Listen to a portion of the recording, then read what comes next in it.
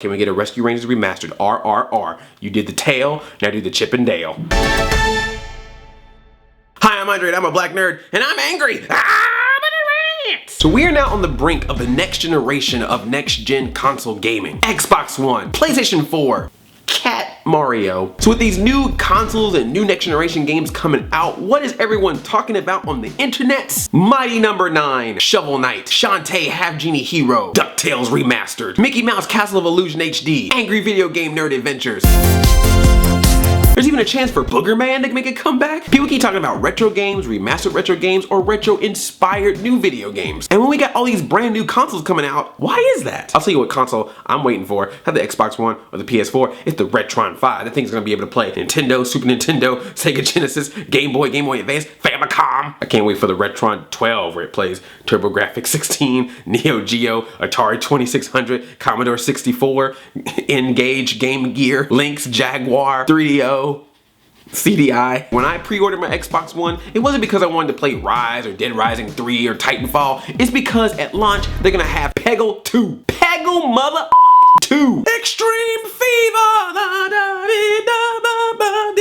Why in this day and age when so many games are moving forward are we thinking about so many games that are from the past or that remind us of the past? It's simple. Limitation breeds creativity. Back in the day, there were so many limitations with making video games. You could only do so much with graphics. You had to put on a cartridge before we had discs. The technology just wasn't as strong, so you had to really be creative in how to make a good game, and a lot of people did it well. Don't get me wrong, a lot of people did it very terribly. If you don't believe me, play Bebe's Kids on the Super Nintendo and you'll know exactly what I'm talking about. But the people that got it, they got it right. They didn't rely on HD graphics. They didn't rely on celebrity voices. They relied on a game that they knew had to be good so that people can keep playing it time and time again. And I think that's what makes retro video games different from retro TV or retro movies. Like when you see an old school movie or television show, you can still enjoy the nostalgia factor of it, but you didn't realize there's a lot of stuff that you watched that was good back then that you're like, this ain't really good right now. But if you like the playability of a retro video game, you're still gonna like the playability of it. Sure, the graphics won't be as good, but you still enjoy the gameplay. That's something I think newer games can take note of. We get so many things like, oh, we got DLC. Oh, we got an ultimate package. Oh, look at this figure that you can get when you buy the game in the ultimate edition. Oh, we got dogs. There's so many other things that they keep telling you about the game other than the game itself. And sometimes you get the complete package, but a lot of times I think the bells and whistles are just there to sort of distance you from the fact that there's really not much game in your game. It was funny, it was a complete reverse with Nintendo. They gave you the crappy thing at forefront, which was Rob the robot, and then realized,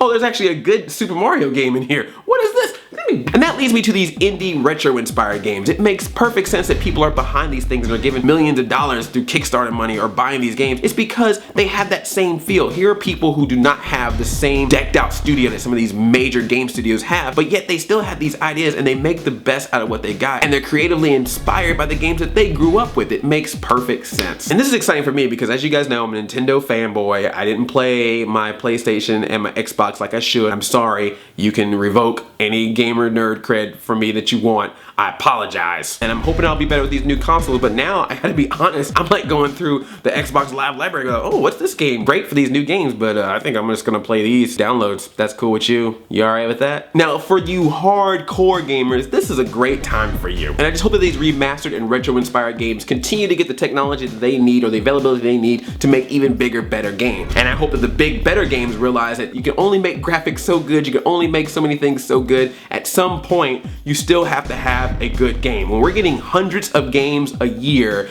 and at the end of the year we're talking about like 5 or 10 of them, that's something to be said. But again, don't get me wrong, there was a lot of retro games we don't talk about anymore too. Again, I repeat, Bebe's Kids on the Super Nintendo. Do not play that game ever. Watch the movie is very good, but just never play the game.